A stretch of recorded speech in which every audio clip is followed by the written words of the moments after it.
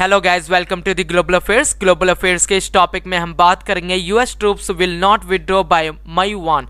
1 मई तक जो डील हुई थी वो जो है फुलफिल होती हुई नहीं दिख रही, क्योंकि यूएस ने जो है ये तारीख आगे बढ़ा दी है। सो क्या हुआ तालिबान और यूएस पीस डील का, सब कुछ इस टॉपिक में डिटेल में जानेंगे। My name is Zakir Malik. If you don't know so let's discuss this topic. But सबसे पहले हम लोकेशन देख लेते हैं अफगानिस्तान की। सो ये है हमारा इंडिया और यहाँ पर ये है अफगानिस्तान। और इस वीडियो से पहले मैंने अफगानिस्तान के ऊपर एक वीडियो पहले से बना रखी है। अगर आपने ये वीडियो नहीं देखी तो प्लीज जाके ये वीडियो देखिए सबसे पहले। इसमें मैंने पूरा अफगानिस्तान क्राइसिस के बारे में डिटेल में बताया है। सो अभी जो डेवलपमेंट हुई है वो हुई है यूएस के थ्रू। यहाँ ये आप आर्टिकल देख सकते हैं, US plans to withdraw all troops from Afghanistan by September 11। So US ने जो है वो प्लान करा है कि अफगानिस्तान से अब उसके ट्रूप्स निकलेंगे सितंबर 11 में। और ये एक आर्टिकल और देख सकते हैं आप, Biden to withdraw US troops from Afghanistan by September 11। हालांकि जो अफगानिस्तान से जो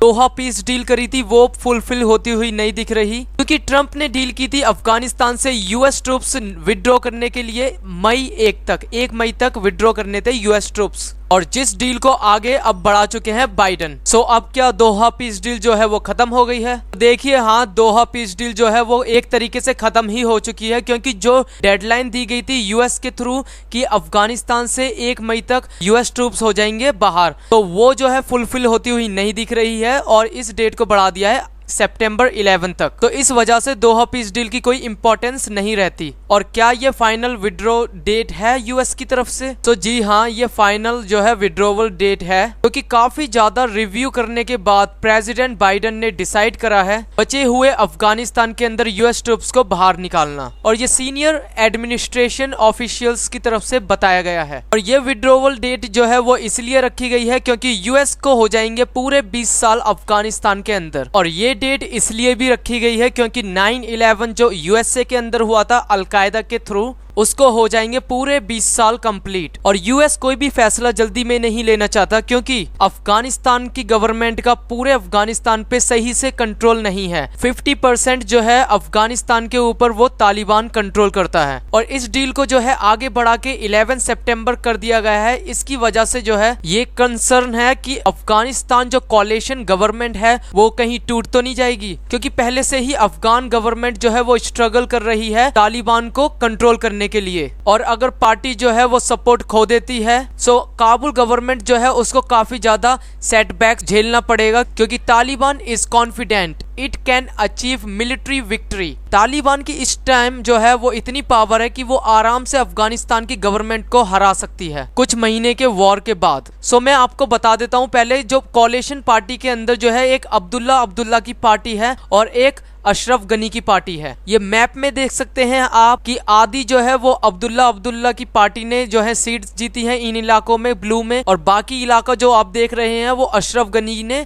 वहां से सीटें जीती हैं। हालांकि जो 50% जो एरिया है अफगानिस्तान के अंदर, कुछ यहाँ पर कुछ अलग अलग जगहों पर वो तालिबान कंट्रोल एरियाज हैं। और इस चार्ट में आप देख सकते हैं ये प्रेसिडेंशियल इलेक्शन के जो है रिजल्ट है, जिसके अंदर अशरफ गनी की पार्टी ने जो है वो 50% से ज्यादा जो है वो वोट पाए थे। वहीं पे अब्दुल्ला को जो है वो 39+ जो है वो वोट्स मिले थे। सो दोनों की जो है वो नेक टू नेक फाइट हुई थी प्रेसिडेंशियल इलेक्शन के अंदर, जिसमें जो है लगभग बराबर ही दोनों को वोट मिले थे, जिसमें अशरफ गनी की पार्टी को थोड़े से ज्यादा वोट मिले थे। और ये जो इलेक्शन था वो 18 फरवरी 2020 को हुआ था, जिसके रिजल्ट आने के बाद ही अशरफ गनी ने जो है वो डिक्लेयर कर दिया था कि वो जीत चुके हैं, और उन्होंने जो है अपने आप को प्रेसिडेंट पद का उम्मीदवार बना दिया था। जिसके तुरंत बाद ही अब्दुल्ला ने जो है ये रिजल्ट को रिजेक्ट कर दिया था, जिसके बाद ये लग रहा था कि ये पॉलिटिकल क्राइसिस की तरफ जा रहा है अफगानिस्तान। उसी टाइम एंट्री होती है यूएस की, और यूएस जो है वो सीधा प्रपोजल रखता है कि if political crisis was not resolved on 23 मार्च 2020, सो 23 मार्च 2020 के बाद यूएस जो है वो अनाउंस करेगा कि वो